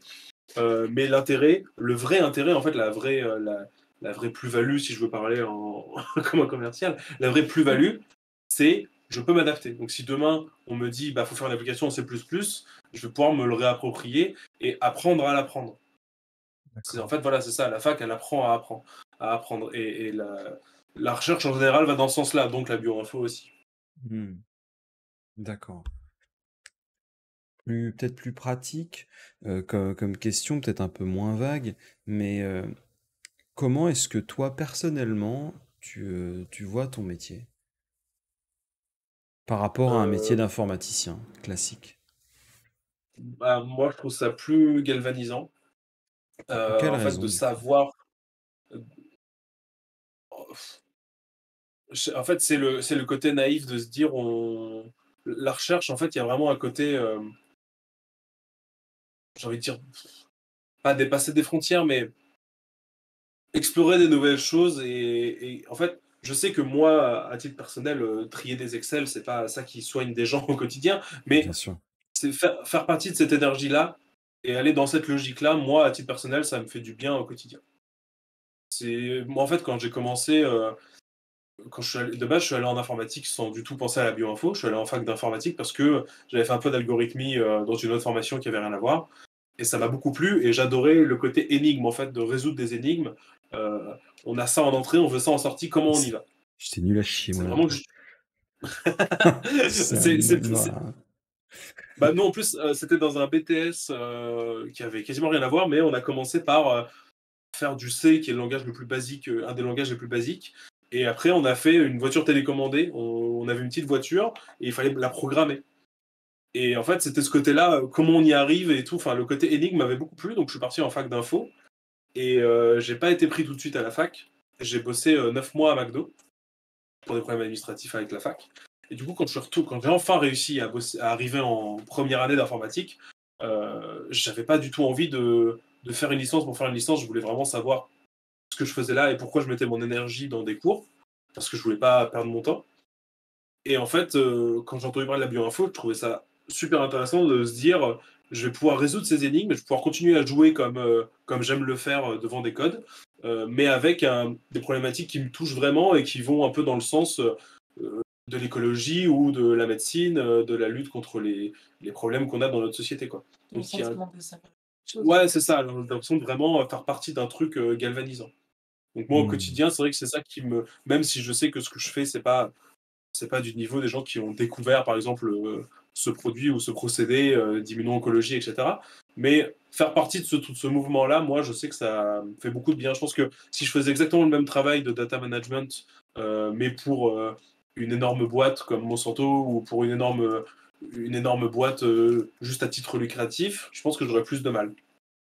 D'accord. Est-ce qu'on a d'autres questions, Tine? Oui, justement, il y a Abraka qui pose une question super intéressante et c'est un truc auquel tu as été confronté toi au travail. C'est est-ce que tu as vu la dernière vidéo YouTube de Underscore sur le stockage de données via les stockages de données génétiques? Et si oui, qu'est-ce que tu en penses? Ah non, je l'ai Alors, pas vu du tout. Mais pour le déjà, coup, le stockage de données génétiques, voilà, c'est ce que j'allais dire. Si t'as pas vu la vidéo en question, qu'est-ce que tu peux nous dire du... Non, je vais la regarder maintenant. Non, Ah, c'est quoi déjà le stockage de données génétiques? Ça, peut-être que ça, on peut l'expliquer. je pense que c'est juste le fait qu'en fait, pour donner une idée, juste à l'IRD, là où j'ai fait mon tout premier stage après ma L1, mais qui du coup c'est un peu le même genre de problématique qu'avec le palmier à huile, comme j'ai pu travailler, mais eux c'était sur le riz. En fait, pour donner une idée, tout le monde voit ce que c'est, je pense, un PDF. Donc la taille que ça peut avoir un PDF, c'est Ouais. jamais très grand, quoi. Il faut s'imaginer que un labo va pouvoir avoir plusieurs terras juste de l'équivalent de PDF en fait. Parce que c'est juste des. Justement, quand je disais on a stocké des données génétiques des palmiers, par exemple, eh ben, en fait, on va en faire des copies pour essayer de faire différentes choses avec. Et une fois qu'on les aura passées dans différents outils, il faut quand même garder les Le séquences de fichier base, neutre, ouais. voilà, pour pouvoir refaire des tests, etc. Et en fait, ça, à mon échelle, le génome sur lequel je travaillais faisait peut-être 3 gigas. Il faut s'imaginer que ça, c'est exponentiel. En fait, la taille des données est énorme. C'est vraiment quelque chose qui est monumental. C'est vrai que c'est Et c'est l'enjeu aussi, je pense, d'aujourd'hui, quoi. et c'est aussi dans ce sens-là que la bioinfo est nécessaire, parce qu'il faut avoir cette conscience-là. Un biologiste qui de formation biologie va se dire, va pas forcément avoir l'idée de se dire, mais ça va contre l'écologie de faire ça. Surtout que c'est paradoxal, parce que tu peux bosser sur un projet d'écologie, mais juste ton stockage de données produit plus de CO2 qu'une ville, quoi. Enfin, tu vois, Ouais. il y a ce paradoxe-là, et c'est en ça que la bioinfo va aussi être une évidence, c'est qu'on a besoin d'optimisation, on a besoin dans une boîte de savoir où sont nos données et pourquoi. Donc pareil, ça va dépendre des problématiques des entreprises, etc. Mais en génomique, on essaye d'aller vers l'économie de données, et c'est comme partout, en fait, c'est jamais assez, mais dans la recherche en particulier, on essaie de garder cette éthique-là. Et puis en plus, l'avantage, c'est que de toute manière, au plus tu as de données, au plus tu payes du stockage. Donc, même une boîte privée qui va vouloir limiter ses données pour des raisons plus pécuniaires qu'idéologiques, et ben, Oui, ça bien va aller dans sûr. le même sens. Hmm. Après, faut savoir que les données génomiques, alors j'ai aucun chiffre en tête, euh, mais c'était le président de ma fac qui en a parlé à un événement que j'ai organisé il y a pas longtemps en plus. Mais parce on a organisé une conférence avec mon école, et il y a eu une conférence sur l'économie des données. C'est vraiment, il y a quelqu'un qui fait des recherches par rapport à ça et qui fait des calculs sur le coût de la recherche en CO2 en fait. Donc c'est important, c'est un truc qu'il faut qu'on ait en tête. C'est comme pour l'écologie, il faut que chacun y mette du sien. Mais il ne faut pas oublier qu'on n'est pas les seuls et qu'il y a beaucoup d'entreprises qui utilisent du stockage, enfin les serveurs d'Amazon, les serveurs de Google, etc. C'est à des niveaux qui sont stratosphériques, quoi. Hmm. Donc évidemment il faut avoir cette logique-là en tête, mais c'est un débat qui est très complexe. Par contre, la génomique, c'est hyper compliqué parce que depuis quelques années, c'est encore plus simple de séquencer de l'ADN. C'est, enfin, au début, séquencer un petit morceau, c'était des millions de dollars. Aujourd'hui, avec 1000 euros, tu peux avoir un séquenceur chez toi, quoi. Donc le nombre de données qui vont avec, pareil, c'est exponentiel, quoi. Alors, Donc ouais, j'aimerais la problématique est vraiment réelle. justement te poser une petite question là-dessus, mais comment est-ce que tu gères au quotidien les échecs? C'est-à-dire, ton métier, c'est un petit peu malheureusement, il n'y a pas que des réussites, il n'y a pas que des trouvailles. Comment est-ce que toi, tu arrives à gérer le fait que pendant peut-être des semaines, tu trouves rien? Tu fais, mais j'ai l'impression que j'avance pas, quoi, je patine. Comment est-ce que tu gères ça? Alors, Comment est-ce qu'on arrive à à mon rebondir niveau, de ça? à mon niveau, c'est moi, je pense que je suis dans la recherche le plus chanceux. Parce qu'en fait, l'informatique, quand tu essayes un code, quand tu essaies d'exécuter un code, s'il marche pas, tu as un message d'erreur précis, plus ou moins précis, et tu peux réessayer un code juste derrière. Les cliniciens qui bossent dans ma boîte, qui essayent des nouveaux produits, parce qu'on en essaye d'autres en parallèle de celui qu'on développe, eux, c'est sur des mois, des années. Euh, donc moi, je suis pas bien placé pour parler de, de- de ce sentiment-là à cette échelle. Moi, je sais qu'à titre personnel, ça m'est arrivé de passer une semaine à pas réussir à faire marcher quelque chose, ou à pas trouver une information. Et ouais, c'est dur. Moi, je sais qu'à titre personnel, c'est pour ça aussi que je suis en bio-info, parce que l'informatique, en vrai, c'est relativement confortable, parce que moi, dans les métiers que je vise, j'aurai jamais de frustration comme ça sur des années. Mais je suis très content de savoir que même si j'ai passé une journée à pas réussir à patiner, comme tu dis, à essayer 20 milliards de codes différents pour faire un graphe, et ben je sais que le lendemain, il y a de grandes chances pour que je finisse par y arriver. D'accord, ah ouais. Donc moi, je Tu vois m'estime plutôt le relativement côté chanceux vert à sur ça. moitié plein toujours, quoi. Ouais, mais parce que je sais que j'ai une position qui est très confortable. Je pense que la sécurité de quelqu'un qui lance sa boîte ou de toute l'équipe qui bosse, enfin, il y a des gens qui jouent vraiment leur emploi là-dessus, quoi. C'est que si nous, notre produit ne marche pas, si on n'a pas les résultats qu'il faut, il y a pas mal de gens qui perdent leur emploi, voilà, parce qu'on dépend d'investisseurs, parce qu'on dépend de ce genre de choses. D'accord. Hmm. En tout Est-ce cas, qu'il nous j'ai quand même reste, bien pris note de la vidéo d'Underscore, et je vais la regarder. est-ce qu'il nous reste des questions, Tini? Oui, Cybèle demandait combien de personnes par équipe il y avait en général par projet. Ah ouais, bonne question. Ouais, vous Alors, c'est les équipes je de l'ai pas, combien? je l'ai pas beaucoup dit, hein, mais ça dépend. En tout cas, pour ton projet à toi, par exemple.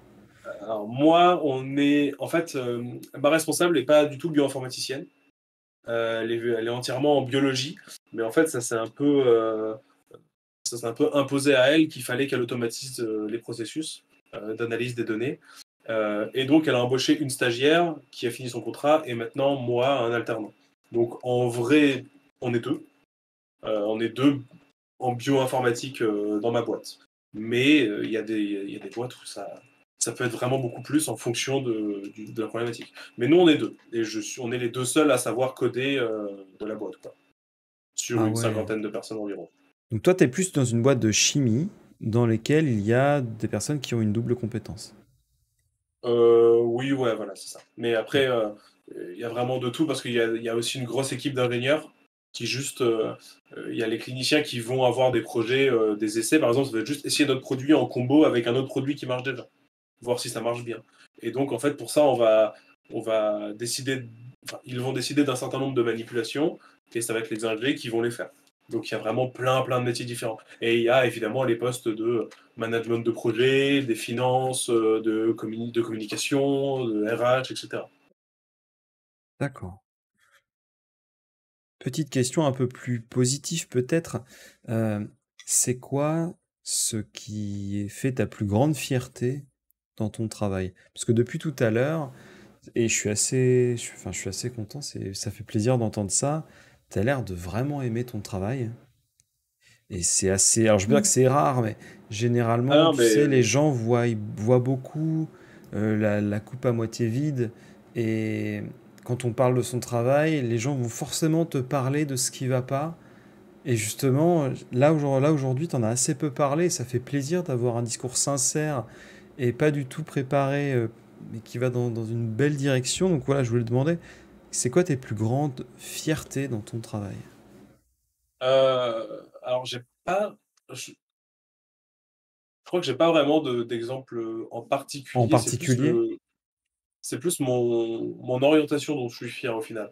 Parce que justement, je vois ce je vois que l'horizon enfin, là, par exemple, typiquement, je vais finir mon alternance fin août et je vais démarrer un nouveau boulot en septembre. J'ai pas encore commencé à postuler. Ça peut être n'importe quoi.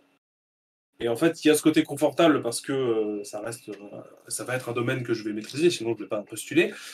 Mais ça peut être n'importe quoi. Donc moi, je pense que ma plus grande fierté, au final, c'est je suis arrivé au bon moment parce que c'est en train de se développer. Et je sais que quoi qu'il arrive, je vais avoir le confort de choisir une entreprise dans laquelle je crois et dont j'aime bien les Ouais. valeurs et j'aime bien le projet général. Et je ne vais pas me dire il faut que je mette mon ego et mes principes au placard pour me faire de l'argent parce qu'il y a aussi cette réalité-là. Moi, je fais le choix d'aller dans le privé en priorité parce que il y a un niveau de vie que j'ai envie d'avoir. Mais derrière tout ça, grâce à mon métier, il y a plein de choses de possibles, quoi. Donc moi, je dirais que c'est ça. Après, Bah, c'est vrai que là, j'ai mon responsable au CIRAD qui m'a envoyé une photo de lui qui faisait une présentation à propos du projet auquel j'ai participé. Il y avait mon nom sur la diapo au début, ça a fait quand même quelque chose, quoi. Mais tu vois, justement, tu dis, mettre ses convictions de côté, mais je pense qu'avec ton travail, finalement, même si tu travailles pour une entreprise qui aurait mauvaise presse ou des méthodes qu'on pourrait juger à la limite, l'avantage de ton travail, c'est que finalement, tu peux bosser pour, on va dire, entre guillemets, un monstre, mais toi, essayer de faire en sorte que à ton niveau, bah, tu arrives à rendre ce monstre-là un peu plus humain, tu vois. Donc C'est finalement, exactement tu peux dire, bah, quelle que soit l'entreprise que je choisis, au moins mon travail, je vais essayer de faire en sorte d'apporter ce côté un peu positif de la boîte, tu vois. Donc ça. finalement, Ouais. tu peux dire, je m'en tape, je prends le mieux C'est un peu payé, et dans tous les cas, je vais ouais, faire un truc positif, quoi. c'est un débat que j'ai eu pendant un moment parce qu'en plus à la fac, donc comme je le disais, on est mêlé à des biologistes, donc des bobos. Mais c'est vrai, le côté ne jamais bosser pour des grandes entreprises, éviter les lobbies, essayer d'aller vers le public par principe, c'est intéressant, c'est une chose, ça peut être courageux, mais aller vers des plus grandes entreprises qui justement vont pas forcément dans un sens super éthique, ne pas y aller parce qu'on a une conscience, Des ça fois, fait aussi que du ouais, coup, c'est ça. on Tu laisse vas pas améliorer les potentiellement, choses, quoi. on laisse les gens qui s'en foutent aller vers eux et du coup on continue de garder ce système euh, s'entrebouffé, quoi. Exactement, ouais. Donc moi pour moi aller dans le privé c'est pas un problème dans ce sens-là et parce que dans tous les cas, enfin je pense qu'il y a aucune entreprise au monde où tout le monde dans la boîte a des cornes et, Ouais, bien sûr. et dans la main. Enfin, il y a Surtout toujours les des humains grosses en fait. boîtes, surtout les grosses boîtes, Voilà, finalement. et les énormes boîtes, au final, de toute façon, tu finis toujours dans une équipe. Et évidemment que si ça se passe mal, et que évidemment que c'est une réalité, hein, je dis pas que personne n'est mauvais, mais il y a des environnements toxiques, il y a des environnements où les gens se jouent de leur pouvoir pour avoir un quotidien confortable. Mais dans tous les cas, tu trouveras du positif et dans tous les cas, ça peut être intéressant, ça peut être important. Et moi, ce qui me fait rêver, c'est qu'il y a tellement de possibilités que c'est vraiment très très cool, quoi. D'accord. Tini, il nous reste combien de questions, s'il te plaît? Il nous reste une question qui est: c'est quoi le truc que tu as découvert dans la bio-info où tu t'es dit: «Pouah, mais c'est ouf» et ça t'a fait genre un choc mental? La biologie. En fait, j'ai toujours regardé plus ou moins de la vulgarisation scientifique tout le long de mon cursus informatique. Mais quand je suis arrivé en cours de biologie, c'était au début de la formation, particulièrement donc, mon master que j'ai fait à Montpellier. Quand tu arrives en M1, tu viens soit d'une formation Alors, informatique, soit je d'une te coupe 2 formation secondes. C'est quoi le nom de ton master? On a eu la question, on l'a pas relevé. master bioinformatique de D'accord, il y a Montpellier. pas de nom spécial, un peu à À la la faculté rallonge? des sciences de Montpellier, master bioinformatique. OK, merci. Je te laisse Voilà. continuer. Ouais, donc non, mais c'est très bien de préciser. Et en plus, ça s'appelle bioinformatique que depuis peu. Avant, c'était un autre nom. Donc là, maintenant, c'est D'accord. vraiment bioinformatique. En fait, quand on vient d'info ou de bio, on a une remise à niveau euh, pendant, euh, pendant 3 semaines, avec juste de la bio quand on vient d'info et inversement. Et donc moi, j'ai passé 3 semaines en ayant des cours de biochimie, de biomoléculaire et de biocellulaire. Et vraiment, ça m'a fait. J'étais devant un documentaire Netflix, quoi. Je trouve ça impressionnant le nombre de mécanismes, le nombre de choses qui sont pris en compte, le nombre de possibilités. Et en fait, c'est complètement à l'opposé quasiment de l'informatique où on a l'habitude des trucs qui se répètent, des trucs binaires. La bio, c'est l'inverse. La bio, il y a que des exceptions, tout est fait d'exceptions et c'est impressionnant, quoi. Et je suis très content de l'avoir découvert depuis, avec mon bagage informatique parce que du coup, tu fais des liens, tu fais des ponts, tu comprends certaines choses un peu différemment.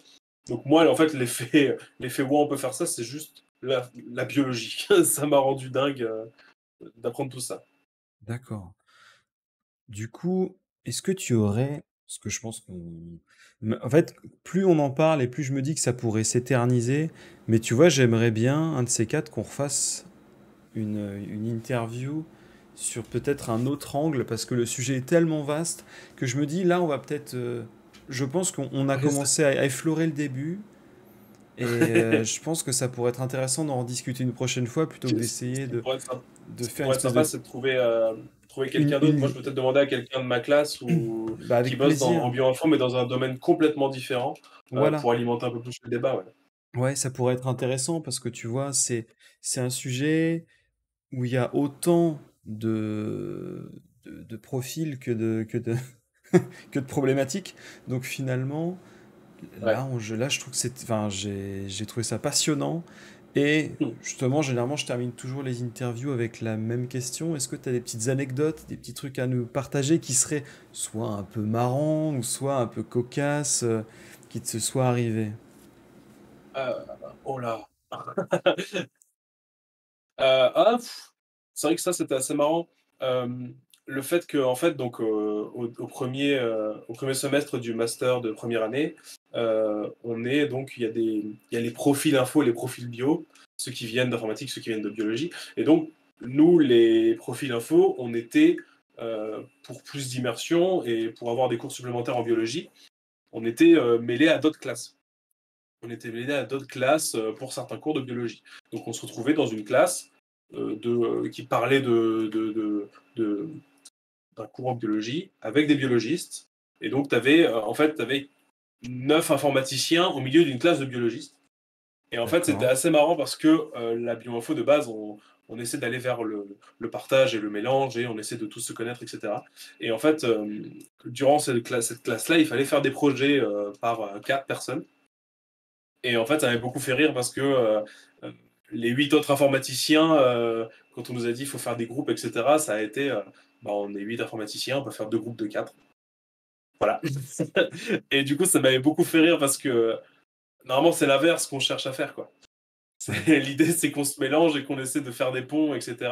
Et donc Là, voilà, ça je avait voyais un vraiment... peu voilà, je voyais la rupture un peu de attendez, on est quand même, on va quand même pas se mélanger. Donc voilà, ça c'était assez fun. Et après, pour faire un peu la promo du master, ça c'était vraiment très intéressant. Au deuxième semestre de la première année du master, on avait complètement un TP entier sur 2 semaines avec un autre master, donc de biologie, où on partait justement de ce que tu disais, extraire l'ADN dans une éprouvette dans un labo.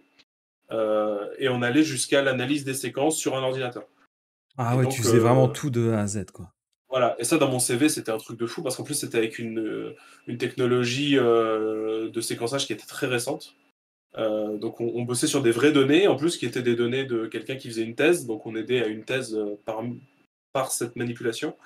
Et donc on a fait 2 semaines de TP où là pour le coup on était forcé d'être mélangés avec des gens de bioinfo et des gens de biologie.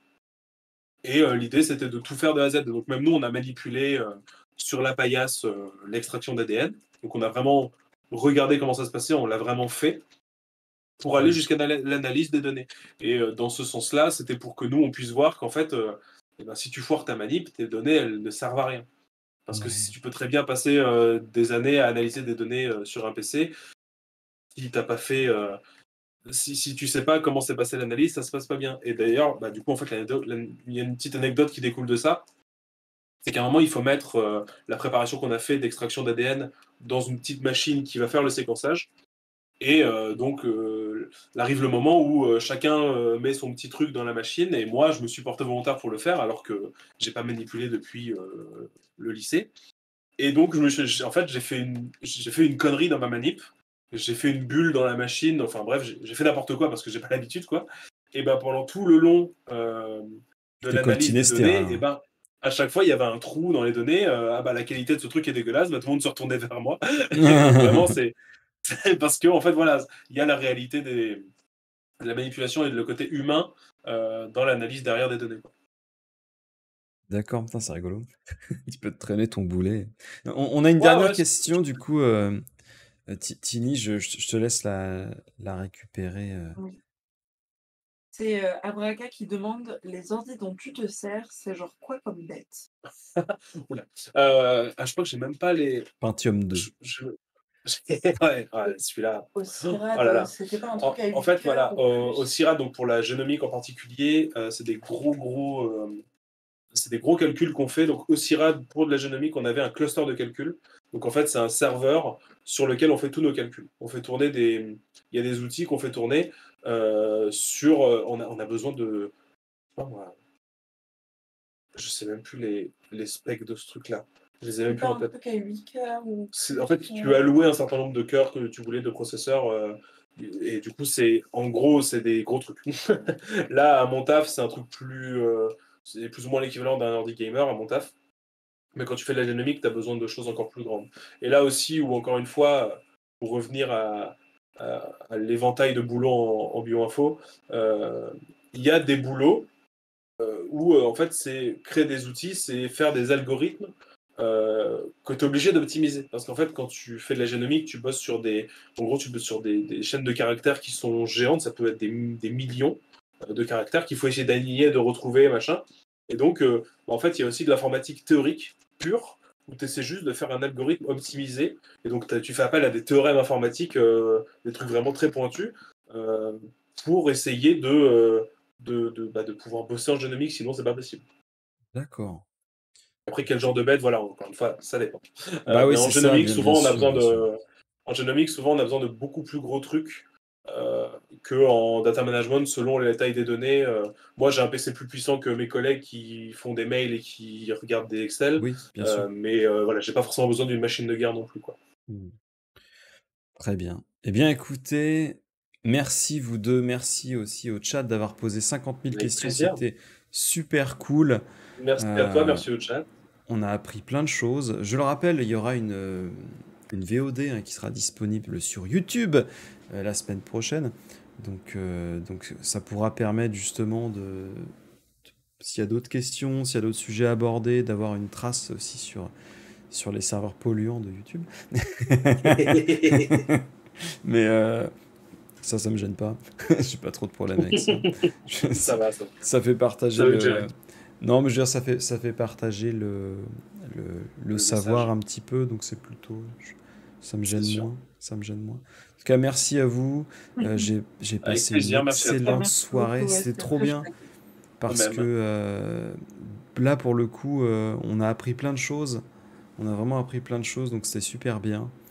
Et bah, du coup, nous, on se dit à une prochaine. Est-ce que vous avez un petit mot peut-être à passer avant de conclure?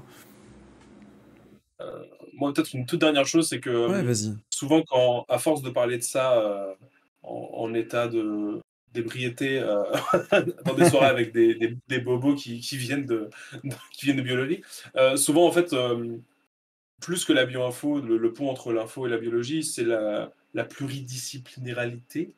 Ouais. Moi, je l'étale même entre la science et l'art, par exemple, où en fait, mettre des cases et mettre des murs entre des disciplines, ça fait pas avancer les choses. Et avoir différents points de vue et la vulgarisation scientifique, ça va dans ce sens-là. La vulgarisation, ça va dans les deux sens. C'est essayer d'apprendre à des non-initiés, mais c'est aussi entendre des réflexions et se nourrir des réflexions de quelqu'un qui ne s'y connaît pas. Ouais. Et donc, en ce sens-là, l'art, la science, la biologie, les stats, la peinture, le cinéma, enfin, dans tous les sens, en fait, mettre des barrières, ça avance à rien. Donc, moi, pour moi, la suite logique de la bioinfo qui s'impose pour des raisons techniques enfin, des questions plus terre à terre, je pense qu'on va gagner à faire tomber ces frontières et à arrêter de voir les choses en t'es soit un artiste, soit un scientifique, quoi. Donc, c'est un peu ça le message que j'aimerais Eh bien, écoute, le message est c'est de passé. prôner. Merci beaucoup encore, c'était super cool. Hésite Avec pas, ouais, à plaisir. m'envoyer du Merci à monde toi. si jamais tu peux Ouais, avoir je vais en des parler autour de moi. connaissances. Ouais. C'était très, très instructif aussi pour moi de découvrir ce sujet. Merci aussi à Tini d'avoir accepté à la dernière seconde de m'épauler pour ce live. C'est très Avec gentil de grand ta part. plaisir, mon cher Tipek. J'ai passé un très très bon moment, une excellente soirée. J'espère que vous aussi. Donc, Complètement. je vous dis Très à chouette. très bientôt.